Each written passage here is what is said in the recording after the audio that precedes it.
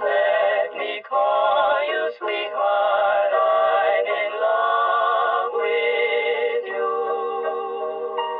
What does the nanny do? Okay, so we're done. Goodbye. You. Shut it off. Do not twist my words. Do not make me a victim, sweetie. Just look at the mountain. That's what you saw that day. Just the knife in the kidneys over all these years and the sacrifices that I made to love you. Let me call you sweetheart, I'm in love with you.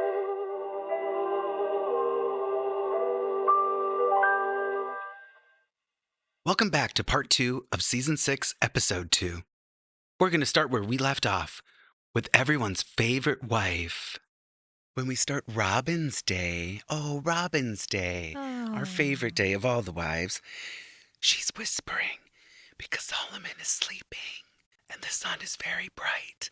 It's almost like it's the middle of the day, but I don't know if it's the middle of the day because other people are getting out of bed too. And I oftentimes wonder with Robyn, is there a gas leak in every place she lives? 'Cause what the fuck is going on here?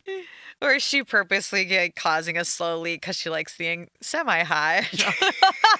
She's like, Off I like of being fumes. slow and a little fucked up. Like, okay, Robyn, well, you are raising children in this house, but whatever. I don't know what huffing is, but... Yeah, you don't have to huff when your whole house is full of it. Oh my gosh. Yeah, she's telling everybody to be quiet and they need to whisper. And she's telling us that her and Kody are going on a date after they have a meeting with Mona and the family. It's only her third date without Solomon in a year. And I'm going, okay, so first of all, your day is going to be a meeting and then a date. So this just gives you, like, it gives us an understanding of the let's fill Robyn's day to make it busy, and it's a meeting and a date. I know people don't get to go out on dates with their spouse when they have a newborn, but I feel like 3 alone dates in a year seems like probably a lot of people would be actually happy to have 3 alone dates in their first year of having a newborn. Yeah, specifically when you live away from family. Like most people don't have a lot of family near them or extended family that is capable of watching a child. So yeah, it's not super bizarre, but it is when you actually think of this type of family, like Right. with 3 other sister wives, that would be one sister wife watching him for an entire year for one night. If you think of it that way, it's fucking weird. It is weird.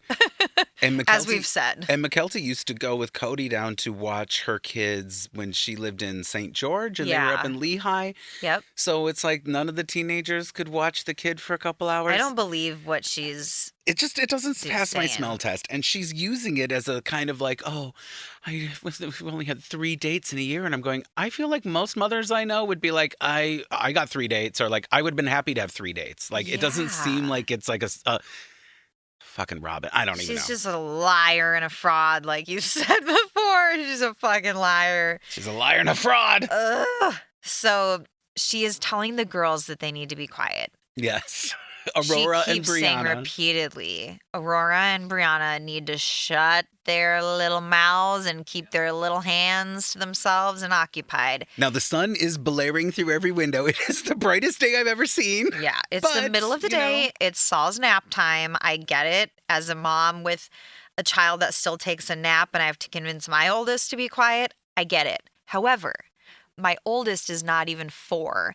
So to keep like a 3-year-old turning 4 quiet is difficult. Aurora, however, goes and starts playing the piano, not even sitting. She's not even sitting down to play the piano. No, she's like plunking the keys with one finger on purpose, like tinkering with the piano. And I'm thinking to myself here, she looks like she's 9 or 10. Yeah. And I know it's hard to tell age, especially girls, like they're taller, like younger and whatnot. But I'm like, you're fucking old enough to know that your little brother is napping and to sit your ass down and color or play a computer game or Yeah. go outside and play. Like you said, the sun's a shining. Right. Like, what the fuck? Her kids just kind of seem a little like bratty in this moment. Like they're purposely trying to wake Saul. And who knows if that's performative as well for the cameras and they think they're being funny. But it's like, Jesus Christ, I would be losing it. Well, and if only they could read, because then, they could read a book or do something, Oh, but true. they might not be able to read. Before Aurora is plucking at the piano like a moron, her and Brianna are literally making noises and like saying things to each other loudly Really in loud. front of Robyn. And Robyn's like, just stop. Shh. And it's like, oh my God, like it's so weird. Maybe it is the cameras. I don't know. It's just some of the weirdest shit I've ever seen. I'd be like, hey, why don't you guys go out back and play with this? I feel like I'm very good with my oldest when the youngest is sleeping at being like, hey, this is an activity that we're going to do while he's sleeping. You or, do.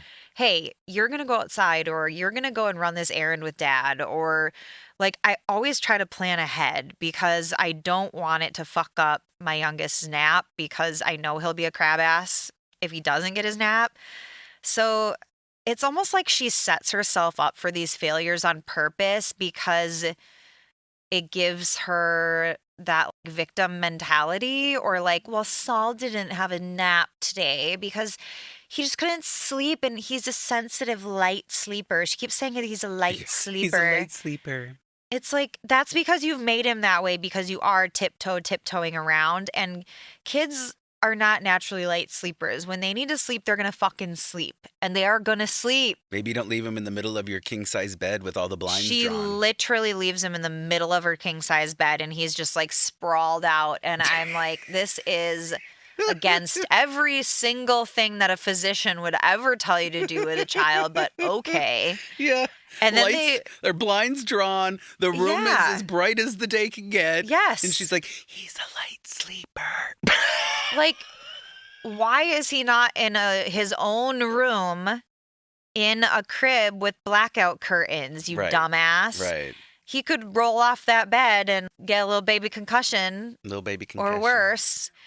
And it's like a big bed and it's like high off the ground too. And I know at this point in time we had sleep rules from doctors about, children this age. So what the fuck ever. Right. And I don't know if it's too much of a connection here, like a reach. Yeah. But there's a thing with Robyn and like infantilizing her children as well, which becomes more and more prevalent as the years go on. So, yes. So right now, I wouldn't say that it stands out to me, but like cut to season 20 and we're talking about grown-ass adult children who behave like they are 12 or something. Like it's fucked up. So I might be being too dramatic, but I'm wondering if there's a connection also too with the kids doing whatever and her like not enforcing any rules or not having any regulation whatsoever with them. Kind of like I don't know, I don't want to sound like a old-fashioned blah, blah, blah, but it's like, you need to shut the fuck up. Your brother is sleeping. Like, enough is enough. Like, do they ever hear anything like that? Or are they just treated like, with kid gloves? She walks around this house while this is happening as if she is defeated by her children. Like, slouching on the stairs and looking over the railing and being like, I'm a victim of my own children's behavior. It's like, bitch, lay down a law. Like, what are you doing in this house? I mean, if this is a regular problem, it's like, why are they not going off to Meri's to do an activity during Saul's nap time each day? Because what the fuck is she doing other than creeping online? And I had to laugh because they show a weird clip of Dayton like kind of getting off of his bed for no reason. And there's like a half dead tree in his window, like a big potted weird dying tree next to his bed. And I'm like, what are this? Like, why are this here? Totally. And that's what confused me about the time of day because I'm like, I thought it was the middle of the day, but then he looks like he's getting out of bed, like he's rubbing his eyes and he's just waking up. It's and I'm bizarro. like, what is going on in this gas leak? It's a gas leak. I don't know. Potentially something. Allegedly, this rental had again. Allegedly, Robyn gas leaks her own homes on repeat. Oh my God. other than Saul sleeping in the middle of the bed when she has these ugly ass, like, bright red maroonish sheets that remind me of, no offense to my mother, but it's like the same color as the bedspread that like my mom had and every other parent like growing up had, with like the gardenia flowers on it type of thing. My dad painted their bedroom that color. The walls. And I remember just being like, okay. Like this is a brick red but choice. maroonish, like Yeah. more of a dark. Ugh. Hideous. Robyn talks about it being good for her and her kids to be in Vegas. It's actually been an improvement for them, which does make sense because, they were living with their horrible mother who is like claimed to be a victim the entire time. Remember when she had no heat and Yeah, poor Dayton in had the to space sit in heater. front of the space heater? Now he's next to a dying tree and it's so much better.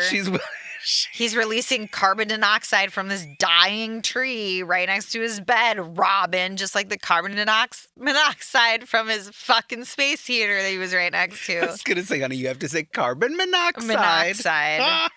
What's carbon dioxide? Oh, God. But like, she's just so dreadful. And she's hoping that when they all move into the homes on the cul-de-sac, her and her kids will be integrated into the family.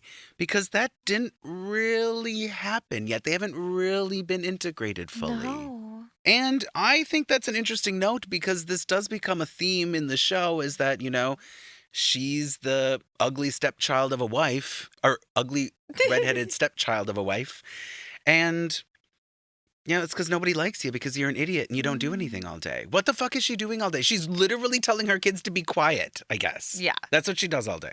And then she's just sitting there and hoping that they'll be integrated into the culture that they didn't get to be a part of because of the move. She's hoping. I love when you do Robyn hoping. I'm just hoping that we get integrated into the family once we move to the cul-de-sac. Remember that from whatever episode when you did her quote? It was so good.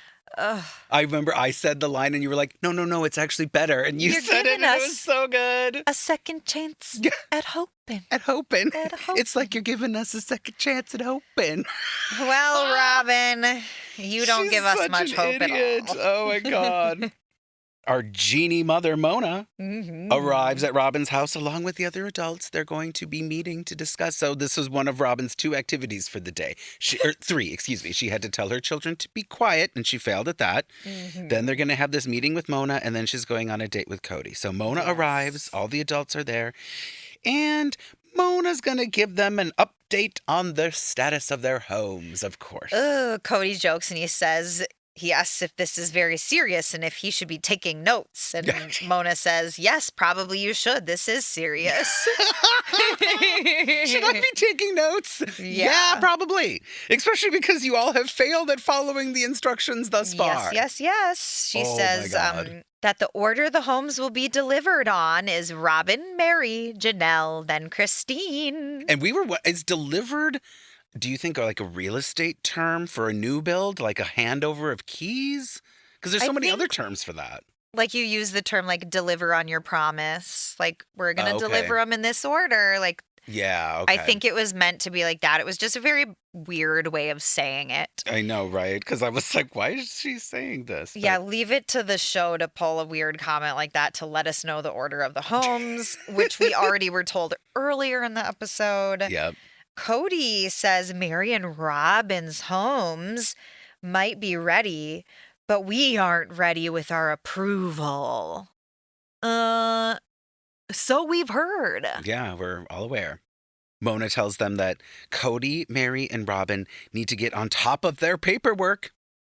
She expects Robyn's approval to come last as far as the actual approval for the homes. Yeah. So, you need to get on top of it. The first home that's going to be done is Robyn's, but she's the last approval that's coming through is what it's looking like. Yep, Kody's logic worked out really well there for having her home be the first one completed. What a dumbass. Like, Moron. literally stupidest idea ever. Now, I'm going to try to do a little Robyn here, honey. Ooh. If I fail, I'm excited. I'm going to hand the baton to you. Okay. She says, I feel this pressure. I feel this amazing amount of pressure to get my paperwork done. And I just thought to repeat that you feel pressure with you feel this amazing amount of pressure. I feel. I'm like, girl, you feel a lot, and you actually you don't feel. I don't know. It's the gas. I just don't get it. It's insane. I feel this pressure building in my pussy. In her bussy. In my pussy. Oh God. She is comparing it like to that in my mind, Oh. having baby Saul. Oh, Pressure oh. a building. Oh God. In this scene, Robyn is wearing a 3/4 sleeve top that is red. Mm-hmm. And layered on top of that is the hodgepodge necklace she was wearing at my sister wife's closet meeting, where it was like, that's not from your collection, is it? It doesn't look like it. Yeah, why are you wearing jewelry that isn't yours at this point? Right. Everyone else needs to be moving mountains for your business, and you can't even wear your own fucking jewelry while you're being filmed. Instead, Yeah. you're wearing this like weird. multi-chained blah, blah, blah collection of crap. Ugh. And then on top of this red top with this ugly necklace is a doily white bridal lingerie nun top. I don't know how to describe it, honey. I said some words. Oh, How would you boy. describe it? It looks like she's wearing like a bridal negligee over the shirt. It's like this white lacy tank top that's see-through, so you're just seeing the red through it, and it almost looks like something you might wear on your wedding night Right. with nothing under it. Right. And part of me is like, is this an actual tank that she's wearing over this? Or is she being like gross right now and like teasing Kody in front of the wives? Like, imagine if she was Yeah. smart enough to be like, ooh, I'm going to wear the negligee I wore the night of our wedding, Yeah. but I'm going to wear it over my clothes in front of my sister wives, in front of my husband, and see what he does. Right. Can you imagine? It'd be pretty fucked up, but it would make Diabolical. sense. It makes sense. Because it is literally the sluttiest thing I have seen on this family. I'm not even. Yeah, it is. It is. It's like a negligee over the top Yeah. of her shirt and pants. I mean, if you were to wear that, okay, you wouldn't be wearing the 3/4. You wouldn't be wearing this. But if anyone I Right. knew was wearing that, I would be like, are you going to like a sex party? Because what is going on For here? sure. Like, this is bizarre. Like, I literally had something so similar for like the night that I got married. As soon as I saw that, I was like, yeah, that's a wedding night negligee. Yeah. So we talk about this a lot. Some women are so smart when it comes to like underhanded manipulation, especially when it comes to other women and like not being a girl's girl and like hurting other women. And then they're really dumb when it comes to like other parts of life. And she does these weird underhanded things that seem very smart, but then she's dumb enough that you question if she's doing it on purpose to be hurtful. And it's like this weird mind fuck game that I think, unfortunately, some women do. And it's like part of the patriarchy. Like, we're meant to go against each other, like fight for this man, like Right. instead of, helping each other. Yeah. And I think her wearing something like this just feels like that to me. Just like she used to when they first started dating, dress like a teenager. It felt like she was doing it on purpose to set herself apart from the other wives and be like, I'm so much younger.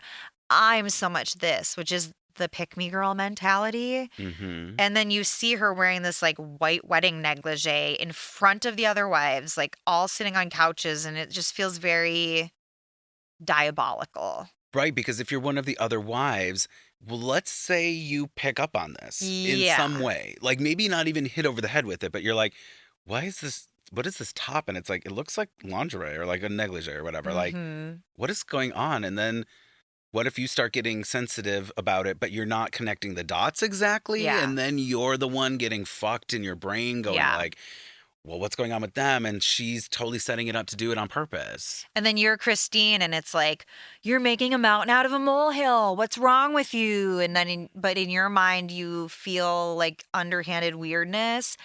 I think another way I can compare this for our listeners that they will totally get this is like mother-in-laws. Okay. I feel like a lot of like women have weird relationships with their sons where they do underhanded stuff to their like daughter-in-laws. And from a lot of my friends and like whatever, it's like you question yourself because you're like, well, but they say they like love me and they're happy I'm part of the family, but this thing that they did feels like maybe they don't feel that way. And it's this just like fucked up nature and like part of the patriarchy to pit women against each other. And I just think that Robyn has fell for the scam. I think that she fights for her man Yeah. in a way she doesn't need to and she shouldn't do if she has sister wives. She is a one woman, one man show pony, and she should have fucking kept it that way. Yeah. Yeah. She destroyed this family, and this is one of those instances where it's like putting a knife in the kidney, like, bitch, you're putting one by one tiny little thumbtacks into the kidney, like, and nobody's seeing it or noticing it. Yeah, absolutely. Ugh. Because literally, I feel like if I connected the dots, I would think I was overreacting and being too whatever. When in all reality, gaslighting. it's planted in there. It's already there. Uh-huh. So like, This is like gaslighting 101, and her and Fucked up. Kody are so good at it, but they're both dumb when it comes right? to like actual smarts. They're just good at manipulation tactics to get what they want because they're not smart enough to get it any other way. Any other way, yeah. They have to manipulate to get what they want because they couldn't do it any other way. Just like, Kody with the dog with Meri, if she would have gone along with his plan to hide, like basically putting their dog down, she would have been blamed and he would have been totally fine with that because he would have avoided getting blamed. Yeah. And they were both so manipulative and fucking weird. I don't even know. And this is a very odd instance that I almost didn't notice. Like, you pointed it out to me, and then I was like, Right. oh my God. Yeah, because the layering, this is the thing, is it's so subtle. Like the Yeah. layering of the 3/4 shirt underneath it and the ugly necklace, it's like, oh, this is what they wear. They wear like crazy ugly shit. But no. But then it's like, what is she wearing? This is suggestive on Yes. purpose. Yeah. It's not like their normal, like full-on camisole top over a long sleeve, like their religion wants them to be modest. No, this is suggestive. This is on purpose. It's a negligee over a top that you would normally wear. Oh my God. We went on about this, but I'm feeling some type of way, and I'm feeling like it's our job. That's why we're doing It's our this. job, yes. It is our job to point these things out. It absolutely is. Yes. That's why you come here, is for the hard-hitting reporting. Well, we have to rewatch this bullshit so that you don't have to, and so that you can actually listen to fun commentary on what happened instead of reliving the torture like we're doing for you. My God. Martyrs. I do have a bit of a Jesus complex. Oh, well. Robyn talks about the struggles of getting creditors to update her credit score and blah, blah, blah. And Mona tells her she needs to push every day. She's got to be a pusher. She needs to call. She needs to write. She needs to whatever. And I'm going, you think this bitch does something every day? This bitch can't even like sign her name on a piece of paper. Like, she's not going to be able to do this. So I love how Mona gives her a takeaway. Gives her homework. What if your only thing to do was to follow up with creditors to ensure that they removed something from your credit report if you paid for it or someone negotiated something and it's been on for more than 30 days and all you have to do is call, and that's like your only thing you have to do. And she can't even do that. Yeah, and one of the reasons that she's worried and feeling the pressure is because she doesn't want to be the one to let the kids down, and they really need to be in a home for Christmas. And she knows that the likely possibility is that would be her home.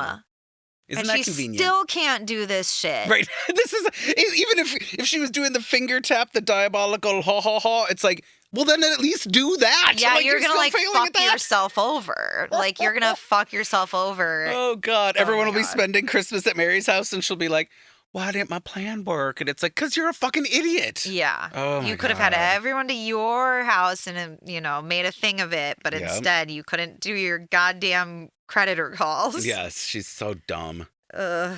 Mona also lets everyone know that her other concern is how many times you all have been out there without me. Ooh, I wrote down this whole quote. Oh, you got the because real girlfriend. quote? Oh, okay. Give us Mona says- Mona's quote.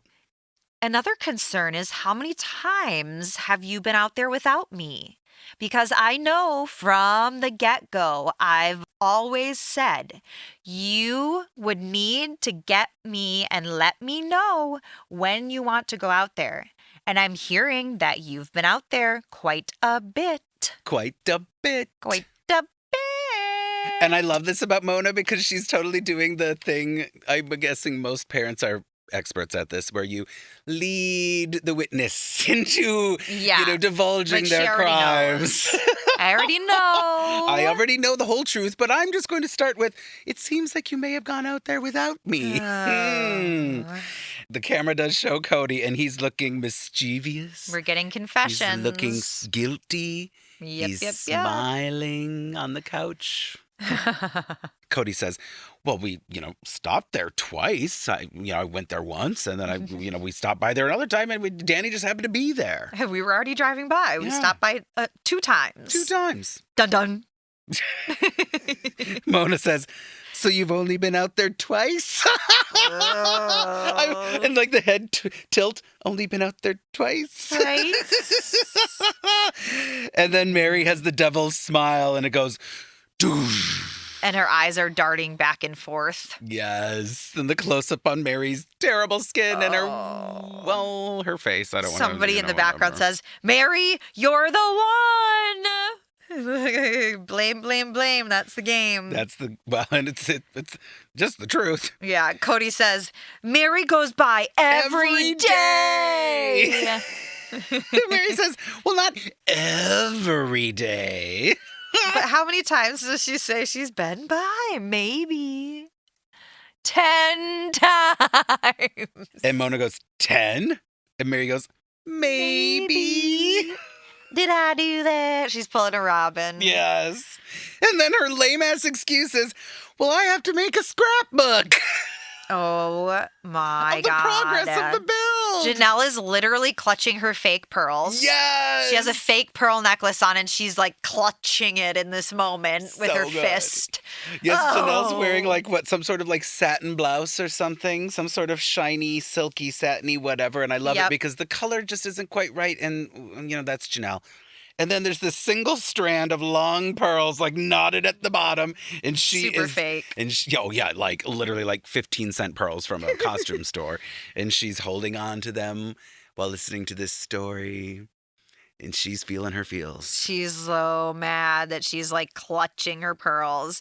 And Meri says that, yes, this is because she has to build a scrapbook of the progress of the homes. But I have to go out there to take pictures. Yeah, pictures. Oh, to get the progress of the homes. Yeah, it's really and I'm something. bitch, how long did you even end up living there? Yeah, well. 2 fucking years, and you had to take photos of the progress of the homes and just interrupt them all day long. We went and we picked plan 2 of 3 of these ticky-tacky homes. They're on a cul-de-sac where all the homes look the same. And I had to take photos of the progress for my scrapbook. Once again, these people need real jobs. They need real hobbies. They need something to do. Meri needs something to do other than getting her fake tanner, her hair did, and taking photos of a house being built. We do get a spotlight moment from Mona where she says, the Browns keep making changes. I'm very concerned that they may not be in before Christmas. And she enunciates, and she is very in the camera. She is making a point that it's I am concerned that they will not be in before Christmas. She's told, Janelle and Christine, but now she's kind of breaking the news and trying to be this is listen, hello, listen. Hey, Kody, take notes. It's take notes. Please take notes. Are you writing this down? You're not going to be in before Christmas if you keep making changes. Quit going by the site. Oh, God. It just reminds me of when people tell people things and it's they say it over and over again and the people don't hear it. It's insane to me. It doesn't make any sense. So what I think is different about this too is that these are builder homes, like you said, and this is another company that already contracted for these homes to be built, no matter if they were going to move into them or not. They were going to build homes there and sell them. Yeah. Now, it's different. Let's say you pick a site and you're building your own home from scratch completely on your own. You're kind of in charge of getting to that site periodically and checking in and making sure that progress is happening, or they kind of will take advantage of the timeline. They'll draw things out. Things might go wrong. You need to be in charge of it. But this is not that type of situation. I want to reiterate. Right. No, these are builder homes. You picked a layout. You picked the carpet and like a few other things, but you don't need to be checking in on them every day. This isn't like your private contractor that you hired that you bought a lot and are building a home on. It's a different situation. So like if they're looking at it like that, there's another company in charge of this. Like back the fuck up. Mona asks for a time the next day they can all get to the houses. Mm. And Meri says 11 o'clock. Let's all check our schedules, our busy schedules. Oh, yeah, we've all got so much going on. Turns out that the only thing Meri had going on that day was a haircut. Or, excuse me, a hair appointment. So 11 o'clock would work for her after her hair appointment. And then the scene ends, thank God. Okay, we're moving on. Sorry, everybody. Like, we're getting there. We're getting there. Whiplash again. Fade out, fade in. Janelle is approaching Robyn sitting at a table with a laptop. So, Robyn's sitting at her table. Click, click, click, tap, tap, tap, tap. She's working. She's a little, she's a business mogul, really. And then Janelle walks in, purse first. Walking in with that purse. Love that. Janelle ain't going nowhere without her purse. Mm-hmm. And Robyn looks like she's in trouble at the principal's office when she looks up. She has a look of like, oh my God, why is she here? What is she going to talk to me about? I'm in trouble. They look at each other and they go, hey. Like there's this like pregnant pause between them both saying hey to each other. They really like each other. And Robyn's got right in front of her window a teetering stack of bins full of like God knows what. God knows what. Next to her baker's rack, just pushed up in the corner. And I'm like, and the baker's rack is full of shit. And then to the side of these totes is another thing full of shit. I mean, there's just shit everywhere. What the hell? Robyn says, when Janelle first came over to my house, I was a little nervous. Oh, boy. You should have been nervous. You should have been nervous, you dumb bitch. Yes. But, Janelle does she surprised me in this scene. I don't know if she surprised you. Yeah. She has a seat. Then she tells Robyn, I've been thinking a lot about my sister wife's closet as your business, when really we've spent a lot of money. So I think it's time for me to engage. Yes. Time for me to pursue the jumbo extra large t-shirt line. It's like an epiphany. Mm-hmm. Now, I was paraphrasing there. She didn't actually say jumbo extra large t-shirts. But, give or take a few words, that's what happened. She was looking for plus size workout clothes the other day, and she couldn't find any that were modest. And she realized, tapping her chin, she could use the business to make them herself. Yes. Oh, an epiphany. An epiphany. Oh, my. And I'm wondering if it's like a drug dealer getting high on their own supply, like how some people would produce something just so that they had it, or if there's a real audience. I think, and you think, I believe, that there would be a potential customer base for this. Now, this would have made more sense from the get-go, is if they would have been like my sister wife's closet and we create a clothing line or something that's all inclusive to all sizes, because we are 4 different women with 4 different body shapes and we understand and we can come at it from this angle. Yeah. And this would have been smart if you started this way. Right. But no. And they all could have had their own take on what they like for clothes, what they don't like for clothes. They literally, I'm such a web developer at heart. I'm going like how you could separate it by products, but then also by the person who produced it. Literally Janelle's line, and it's like, it's her styling, which would have been atrocious. And Robyn could have just done accessories. Robyn could have been like, I don't wear clothes. Yeah, I don't wear clothes. I wear negligees. Her line is like a negligee and then a bunch of ugly jewelry. A negligee with the long sleeve sewn onto it. Yes. So it's not 2 separate pieces. Instead, they're finally sewn together. They're finally together. So For God's sake, sew them together. You can be wrist to ankle covered in this sexy wear from Robyn's line. Just like a thong over like a Mormon, like sewn onto the top of a Mormon dress, and a bra sewn onto a dress. So ridiculous. Oh my God. And Janelle's shit is like the ugliest stuff you've ever seen. Maybe Christine's would be uglier. I don't know. Then they kind of start talking shit. A little bit. Robyn asks, how can they get Kody and Christine invested in my sister wife's How closet? can we get them to commit? How can we get them into this? Now, this happened really quick, too, which was jarring. It was like, Janelle says she's on board and she wants to make her extra large jumbo shirts. Yep. And Robyn's like, well, how can we get Kody and Christine involved? And it's like, what? A little quick, a little fast, a little crazy. And you're right, maybe a little schemy. And Janelle says that she doesn't think that Kody should be a part of the business and that it should be a women-powered business. And I think the phrase women-powered is intentional because if Kody is an owner or a part owner, it can't be a woman-owned business. So it's a woman-powered business. I think Janelle, for as much as I say she's not the brightest bulb, her bulb does flicker every once in a while. Yes. And I think they couldn't say it's a woman-owned business because I don't think the wives own it. I think it's a more of a LLC Kody and thing. Kody probably owns it in a certain sense. She says, as far as getting Christine involved, only invite Christine to the fun stuff and the creative things. She's good at sales. If it gets too serious, she won't engage. Yeah.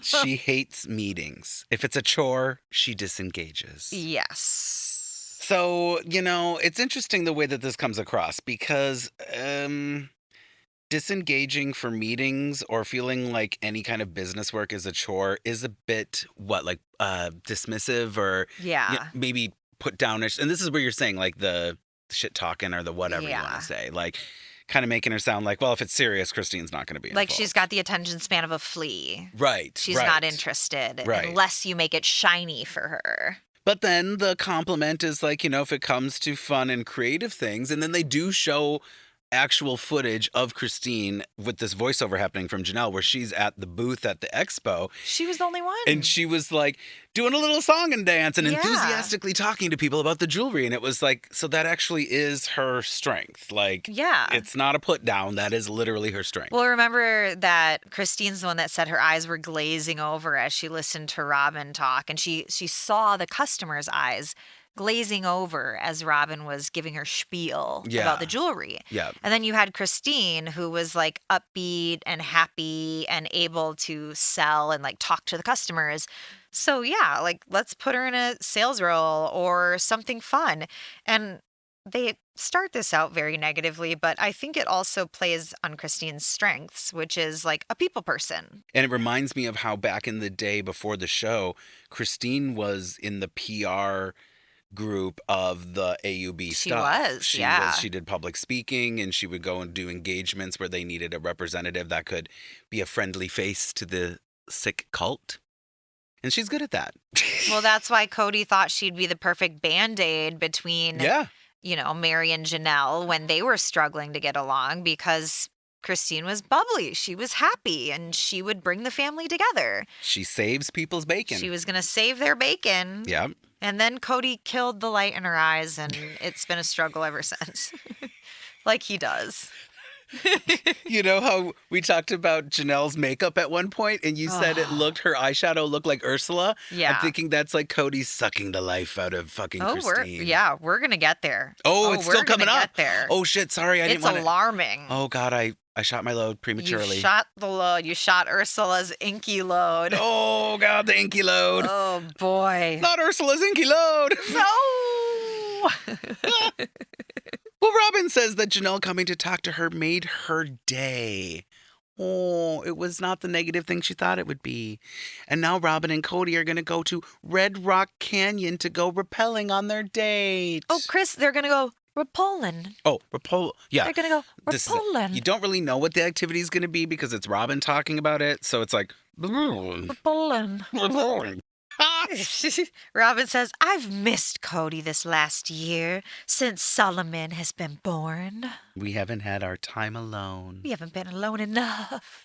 Gross. So we're going to try to speed through this because literally all they do is go rappel down a hill. They meet Josh James. Joshua James. He's wearing what kind of hat? He's wearing like some sort of weird wicker fedora. He's got this yellow long sleeve baseball tee on and black pants. And I'm like, what the fuck is even happening here? The whole look was very tragic. It was very Christine. Ugh. And Kody says he's repelled 5 times in his life, and I vomited. So then Kody and Robyn back their bodies down some rocks attached to a rope.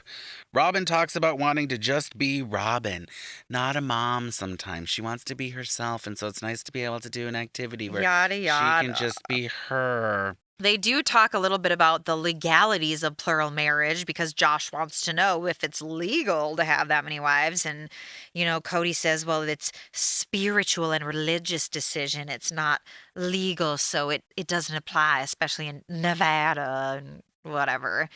And then And he also makes sure to point out that it is a lifetime commitment, which I thought was funny. They're bound, and we know that as they're bound in life together forever, they're going to be up in the celestial kingdom together forever. Forever serving him. Where Meri needs privacy.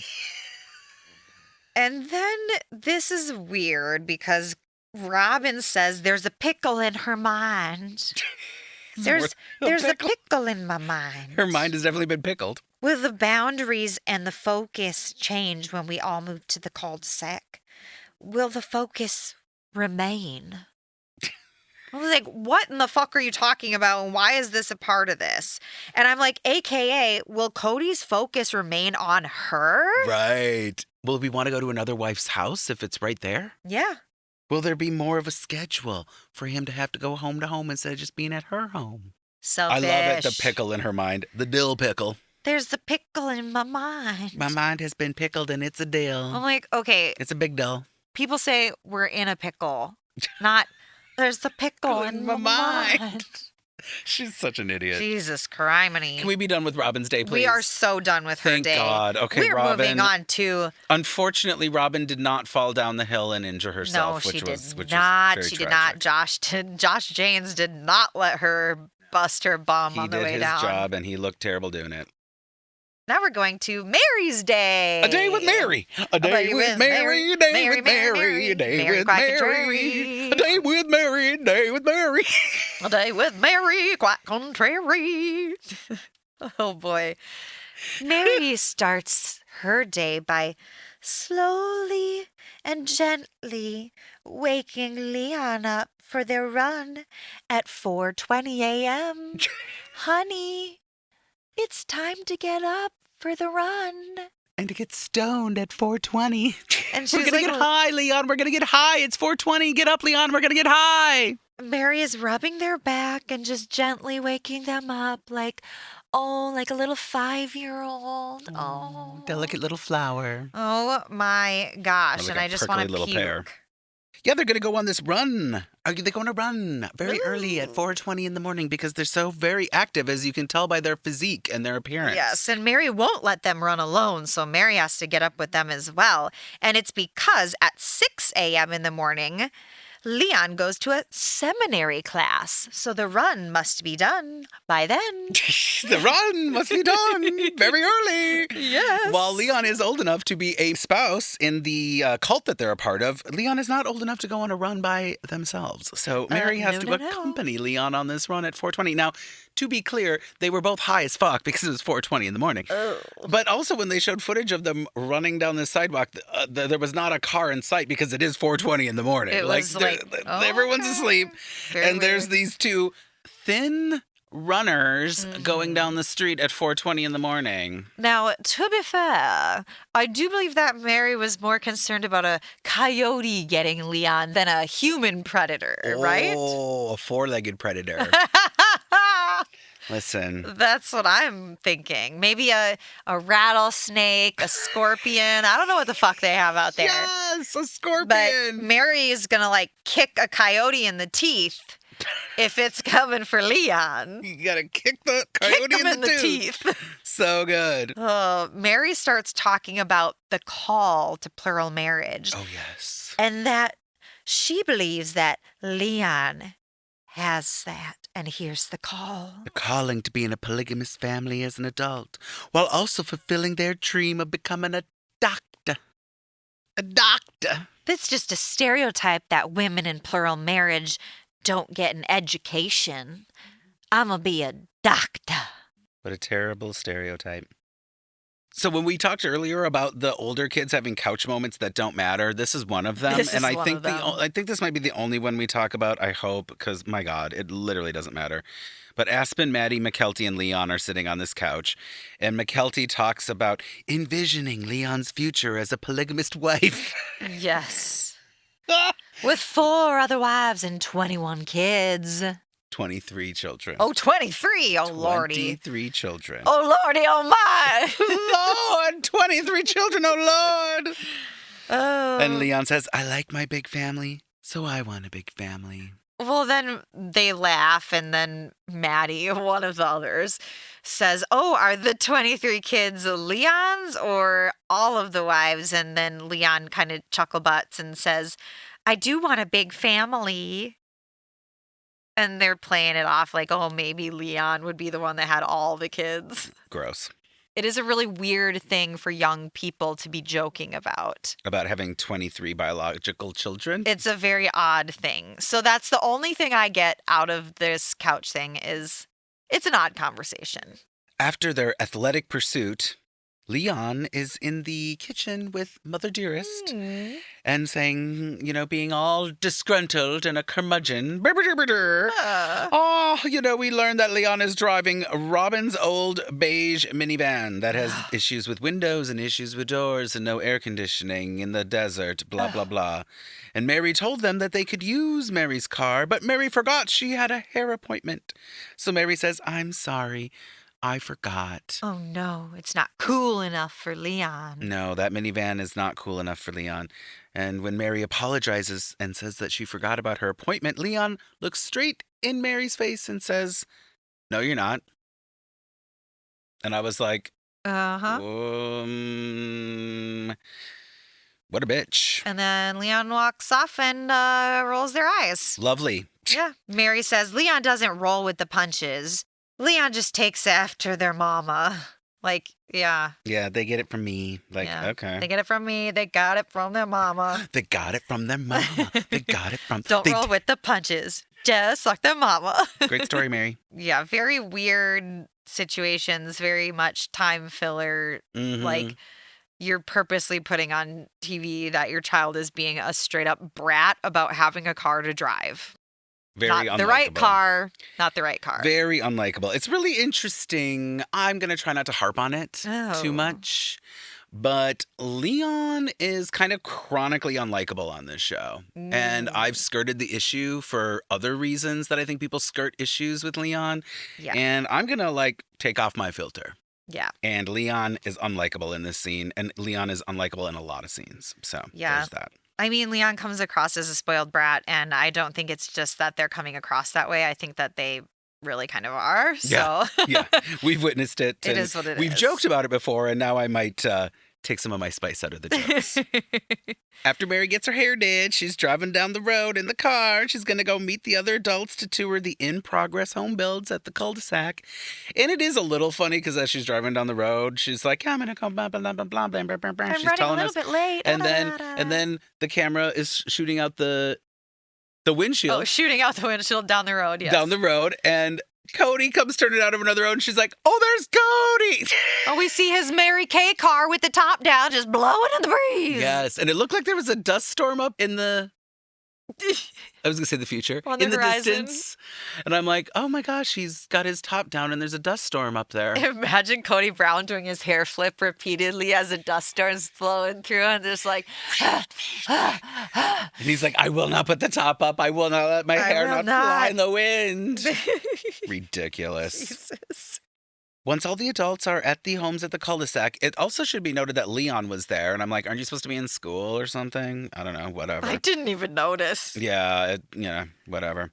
They go into Christine's house first. And it's so funny because Christine... Whoa. Is Leon supposed to be a doctor and skipping school right now? I'm so sorry to interrupt you, but Leon's meant to be a doctor and missing school? Leon couldn't miss gym class because that would have been an F. Oh. They needed the minivan to get to school. Oh, no. Just to leave school to tour the home? Sorry, I interrupted a good thing you had going there, but my goodness. No, my I appreciate the goodness. interruption because I suspect that Leon's not a doctor today, so I don't know. I suspect not. So they go into Christine's home first, and it's so funny because Christine walks into the foyer and takes a left into her library, and Leon is trailing behind, and Christine says, "Oh my gosh, the walls are up. The other times I snuck in here, they weren't up." And then it was like this moment of like, oh shit, I'm saying this in front of Mona. Like, oh my God, I'm acknowledging that I've snuck into the homes. Mona looks and goes, "The other days you've snuck in here?" Yeah. What? So good. It's so good.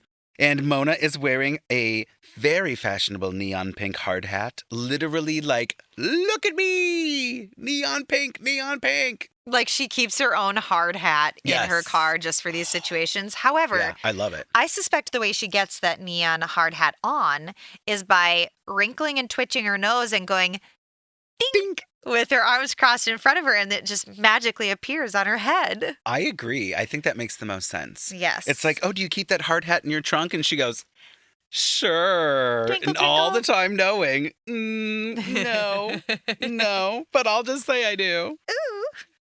The next house they tour is Janelle's house, and they review a bedroom that has a bathroom, and they're talking, I think it's Logan's bedroom and Logan's shower or whatever, and Janelle talks about how she was fighting Kody on the idea of having the number of bedrooms that he was suggesting because they have so many children, but now she thinks he's right. Mm-hmm. And we thought he was right the whole time, Janelle. Why would you want less bedrooms when you have all of these children? Yeah. Like, whatever. I don't want to hound on her on it. It's just kind of like, okay, you finally saw the light. Like, give me a break. Yeah, and everyone else is having the same amount of bedrooms, and you have the same budget, and it's just bizarre. Yeah.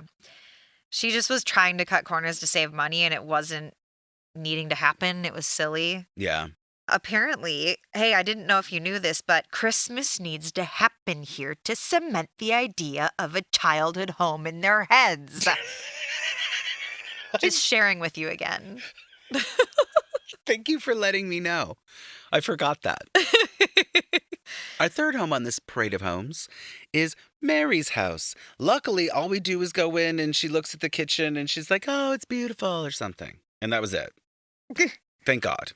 Because normally we would be beat over the head with Meri's indecisiveness, unhappiness, complaints, crying about her budget. Well, We didn't she's get been any of that. sneaking in and dictating every step that they take into her home. So At this point, she can't be unhappy because she knows everything that's already there. yes, exactly. And then our final home on this tour is Robyn's home. And when they walk in, she's, in the front of the pack. She's got her hard hat on. And as she's walking through, she is crying. And I feel like it's one of the first times we see Robyn where she's actually crying out of like happiness because of the home status. Like she's like, it's beautiful. And she literally looks like she's emotionally touched. And that's rare because usually she's just pretending to be emotionally touched. Mm-hmm. She does tell us that she's intimidated by the costs, though, because, before she lived in a trailer with a space heater, and now she's got a real home. That's a real home. And by the way, she was in a half house for a while. And when I mean half house, I mean her, Own mother's home, her own mother's trailer. when she rented the duplex, and I called it her half house. Like she just makes it sound like she's, how much of Sob and Robyn's sob story is really Yes. a sob story? We don't know. Between Robyn and her sob story, they're showing clips of couch moments, and this is where we get a clip where Meri has this short curly ponytail, and it actually looks cute. Oh, And I've never seen her do her hair this way before, and it actually looks pretty cute. She's got a short little curly ponytail. we're saying Mary's hair looks kind of cute. It looks kind of cute in this Wow. interview. Okay. And then they do, the solo interview with Janelle and Kody. And this is where she's got the purple Ursula eyeshadow on and a purple shirt that matches it. Oh, okay. And it looks like she just rubbed her finger in purple eyeshadow aggressively and then rubbed it on her closed eyelid or open eyelid aggressively and said, I'm ready. I'm good to go. I wish I'm good you to go. could see Kimber doing this right now because it Oh does my look God. like when a kid is playing with makeup and literally like rubs it on their face. Not only does it look like that on Janelle's face, but the It's motions awful. you were just doing, you did great, honey. Yeah. I could have done better eyeshadow at age 6 than what she has in this interview. And I am Yeah. not exaggerating. Yeah, Like, no, it's not at all. it almost looks like intentionally, like if someone else did it, you would think it was a joke. Like, is this the end of the day? Like, I don't, they leave The these end of the women week. out to dry, like Yeah, on, I don't yeah. even know, It's like over you're and going on over national again. television. Like, oh my God. And she's wearing this like big purple shirt and this ugly purple eyeshadow that's like almost to her eyebrow. And it's like, looks like a square on her eye. Like she literally just rubbed it with her finger quickly to get it on. And then she's got her signature dark black eyeliner around her eyes that are beady and Signature. small. And she's got this bleached white blonde hair. And it literally looks like Ursula. And I'm disturbed. Yes. The ink was shooting out of places and no places he wanted to be. That look, I don't get it. yeah, we documented the look, so Oh, just yeah. keep your eyes peeled. You'll see it. I You'll had see a it. little bit of a mental breakdown watching this, and I paused it repeatedly on different spots while she had half closed eyes because I was so alarmed by it. Yes. Yeah. I it was wondered quite if the look. perhaps Robyn was trying to start gas leaks in her home as well. At Oh, this she would point. overturn the knob in Janelle's place. Janelle's like, I look fine. It's like, I oh, look honey. great. I look wonderful. Oh, honey, Let me no. steal your voice, please. That's what Janelle should have been doing. That necklace with that voice would have looked 1,000 times better than that weird ass bear claw my sister wife's jewelry thing. So after Robyn is having an emotional moment in her home, that actually seems like a legit emotional moment, which was shocking. It's more of fear for paying for her home. For having to pay for Yeah. it. Because, yes, she is concerned about the costs, and she lets Yeah. us know that because, she can't earn $1 because she's never had a job. She can't work. She's literally, she's just insufferable. After we're done touring Robyn's home, Meri lets us know that she's concerned about the wives being able to see what each other is doing more when they're in the cul-de-sac. She talks about the privacy whatnot again. Mhm. She says she thinks it may cause an issue when they get into the houses. And then when she's wrapped up with going over this little spiel about how she's concerned about the privacy and the whatnot and yada yada, there's like a pause. And then she goes, and that's all I'm going to say about that right now. And it's like, what the fuck? Like, who says that? Oh, that's all you're going to say about it right now? Right. It's like, who? I don't even know. It's like when people are like, I'm going to tell you honestly or something. And it's like, were you going to not be honest? Were you going to lie to me? I don't really get the clarifier or No. not the signifier. I don't know what it means other than that she wants privacy because she's talking to strangers on the internet and she's being catfished as we speak.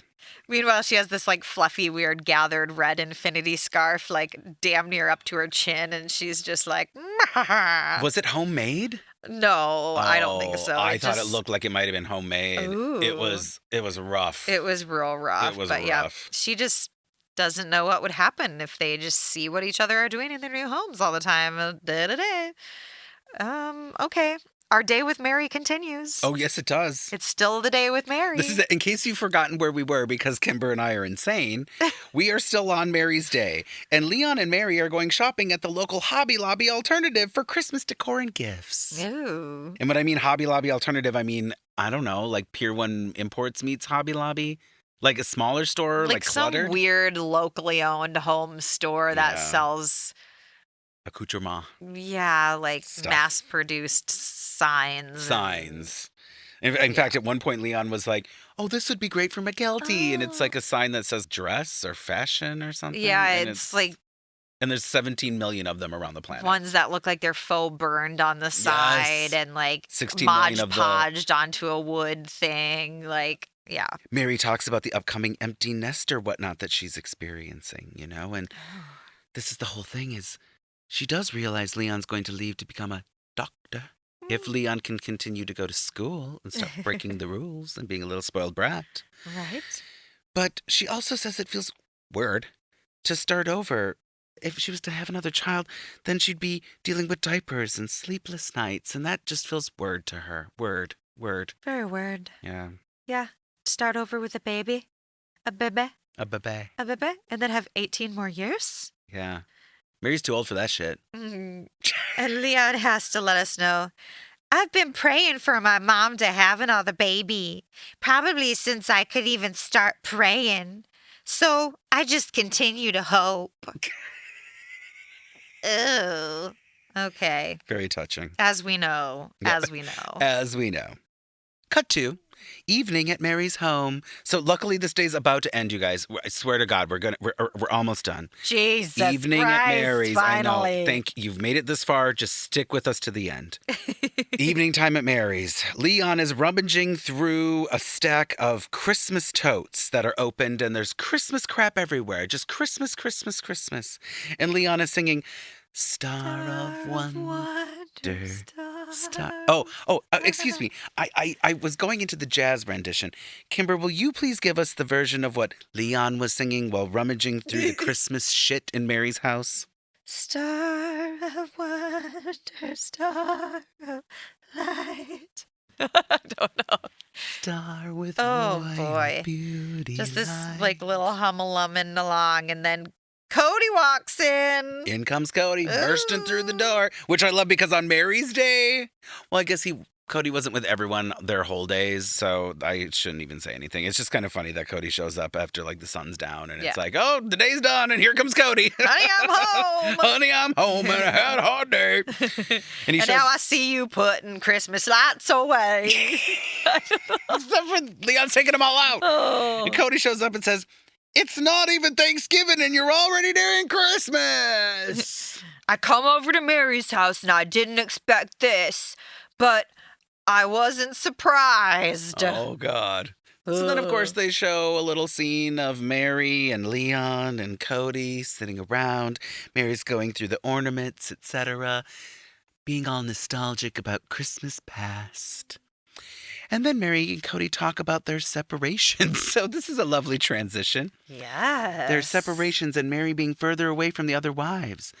And because of this, they do get some more alone time. And that means that their relationship can be a little more special. They started somewhere and now they're in a better place. And blah, blah, blah, yada, yada, yada.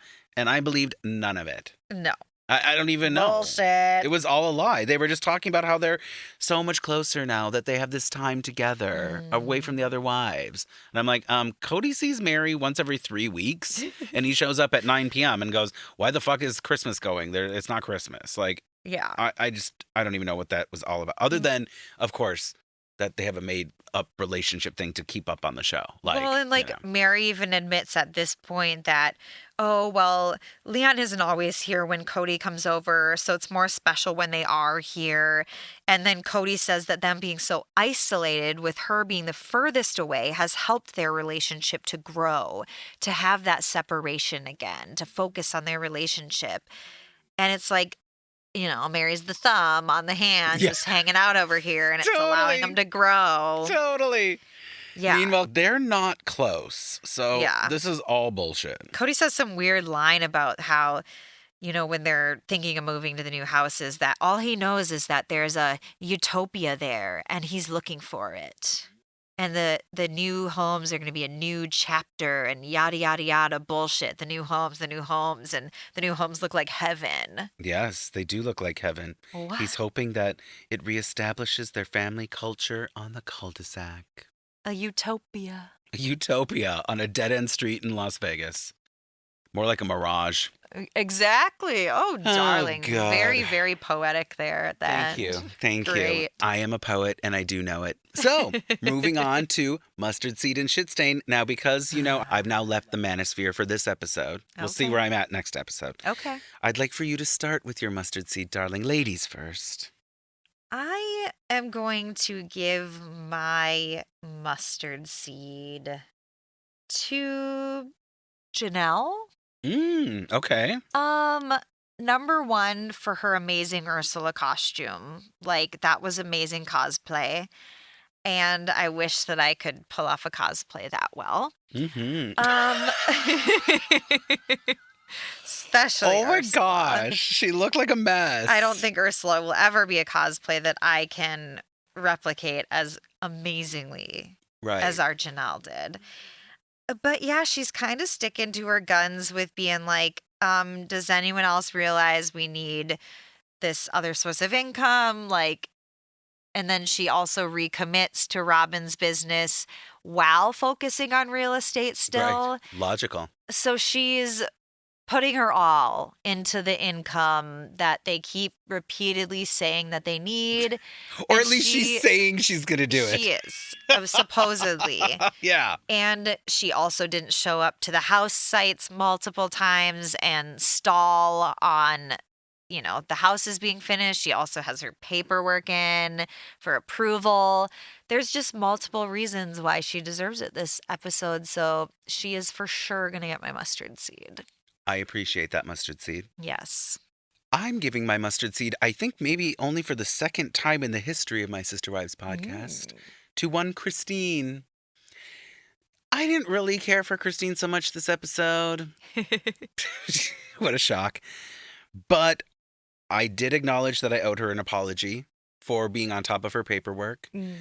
And because of that, and because I am a man who is unlike other men and I am sensitive and I can say when I'm wrong, I was wrong to be mean to her about that. And so I'm giving her my mustard seed as a sign of goodwill and an apology, an official apology to Christine Brown.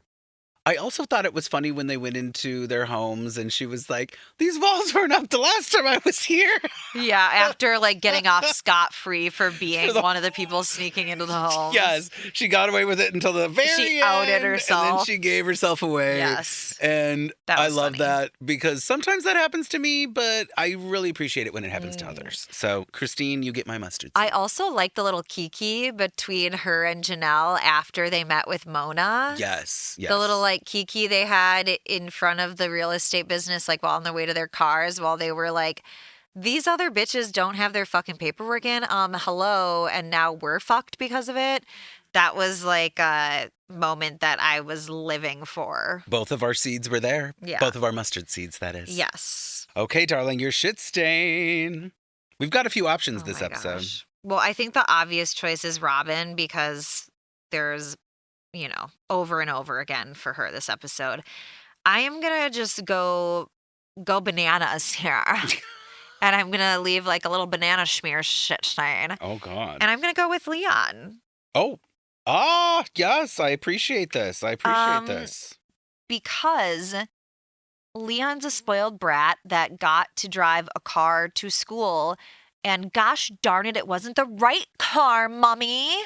They are like Violet Beauregard and frickin' Willy Wonka. Mm-hmm. You are getting to drive a car. Does it matter what it is? Apparently, to you, it does.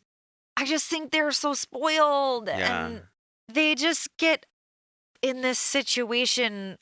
I don't even know. Did they not have better footage to show of Meri's situation at home? Because they made Leon look like a butthole. Yeah, that's true. That's true. But then part of me wonders, is it that there's a lack of footage or is it just that this is the way that they really are? Because we've seen so many instances of them acting like a spoiled brat. And not to mention, I was made aware this week that somebody with the name Leon has blocked us on social media. That's crazy. Oh my gosh. A little bird told me a similar story that Leon went on social media on TikTok and said that they were going to share their story. They sound a lot like their mom, who's been saying, I'm going to share my story for a long fucking time and there's no stories shared. So now Leon's going to share their story. Well, I ordinarily would applaud this. Yeah. So I went to go look. Blocked by Leon on TikTok. This podcast, blocked by Leon. I don't know. I feel like we've been pretty kosher about Leon. So I feel like we've been very generous about Leon's behavior and given Leon the benefit of the doubt so many times. And I did go on a few tangents about their behavior towards Meri, specifically when it came to Meri's fertility, because they were super insensitive to their mother. And I found it appalling. Yeah. But I think overall, we have been very, very kind, and the bullshit situation was hilarious. Now, I do applaud Leon for cutting out any sort of negativity and that might affect them today. Maybe they've never even heard a single thing and just want nothing to do with it whatsoever. And good on them for that.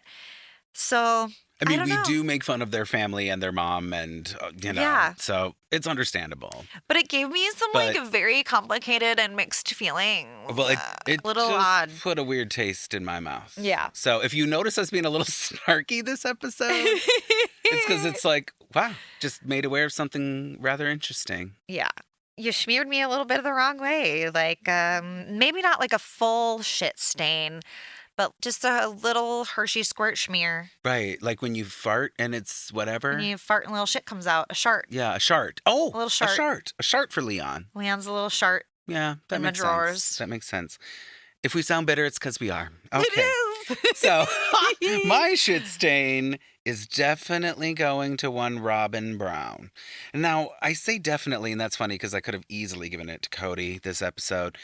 But Robyn, for the negligee doily top alone. The manipulation. The manipulation on that deserves a shit stain. Layered on top of that is the inability for her to manage her own children that are way too old to be tapping on pianos and yelling and screaming while little Saul is sleeping, even though Saul is sleeping on a king-size bed all alone with the blinds open in the middle of the day. For her intentionally causing a gas leak in every home that she's ever been in to fuck with her children, herself, and her spouse, and any help that comes into the home. Mm-hmm. And then the fucking paperwork, her inability to call creditors when it's the only thing that she actually needs to do. They've already been building these homes for a hot minute. We know that it's not even Thanksgiving, according to Kody, and they're putting out Christmas stuff. So they want to be in before, they've got a month. There's time that needs to be filled with effort to get the things done. Robyn has no real job. She designed jewelry months ago and plugs something on a website once a month. Like, give me a break, bitch. And she's the first person that's going to have the house, done. Yeah. Like, and she's the one that's least deserving. Yeah. The builders are the furthest on her house, and it's like, what the fuck are you doing? She's so wrong. And then also thinking that all of the other family members need to contribute more to her brainchild of a business. While it is a family business, so, gotta give her a little Sandy wipe for that. She even manipulated her way into getting her business instead of Janelle's. Exactly. So she's just gross all around. And the fact that she thinks her family members should do more to support her failing business is ridiculous. And I am calling it her failing business. Mm-hmm. Robyn, you are a shit stain. And you deserve it. As per usual, you are the biggest shit stain of them all. I was Goodbye. Gonna say, do we have any leaderboard updates from anybody? If anybody's keeping track of our mustard seeds and shit stains, I would love to know if Robyn or Kody is the winner at this point. Yeah. I mean, we're in season 6. We've got to have a roster. I should have been doing this, but it's too much work. We are deadbeat losers. That's literally the point. I mean, you do come to us for our expert analysis, but math. I'm not any better at math than Robyn. We're still deadbeat losers when it comes to the brass tacks of it all. We truly are. Our Keep Sweet moment this week is a YouTube comment. Oh, YouTube. From user Ash FO3II. Now, there's probably some sort of phonetic thing I'm supposed to be getting from this username, like Ash Foley. It's probably just Ashley, and I can't even read. Sorry, Ash-FO3II. We do love your comments. And so I have selected one from our recent episode, Polygamous. Stop. When you laugh, it's a hard one to read. Polygamist pilgrimage into the past. And Ashfo3II says, I have a friend whose game is to not only shout out the camper name. So remember, Kimber, you were talking about camper names? Yes, okay. I'm here Let for me this. refresh your memories, everyone. Kimber and her husband play a game when they're driving down the road when they see a camper that has a business, or like the name of the camper. The name of the camper. She yells it out. Mountaineer. Ashfo3II says, I have a friend whose game is to not only shout out the camper name, but to preface it with the word anal. Ooh. Anal Freedom Elite. Yes. Isn't the worst I've heard. Yes. Because they were driving the Freedom Elite campers. Freedom Elite. So Anal Freedom Elite. I love it. And you know what? Anal Freedom Elite feels right. Feels patriotic. Yes. Feels like we're going back to God's country. to Lehigh, Utah. So thank you, Ash4III. And you know what? If you want to leave us a comment telling me how to pronounce your username, go for it. Phonetically spell that out, please. Thank you so much for the love and the comments. Thank you again for your mustard seeds and shit stains on our last episode. It's been fun. It's been great. Hopefully you enjoy those towels to clean up whatever you need to clean up, dear listeners. And we will be reading some favorites in upcoming episodes. Yes. Maybe we'll stretch it out. Maybe we'll draw it out over season 6. Stretch it out over season 6. Like this show, literally. They take an entire season to tell us that they're further along building the homes they were already building, so we could share some mustard seeds and shit stains throughout the season. Darling, do you have any advice for Janelle when it comes to her Ursula cosplay? I think that she just needs a skirt with some fingerling tentacles coming off, and then she needs to swish and sway on the front of Kody's convertible as he's driving in a windstorm the next time. Then we'd really get an image that would be worth seeing. I am visualizing it, and it's quite something. Thank you for that, honey. Oh, you're very welcome. Stay blessed, everyone.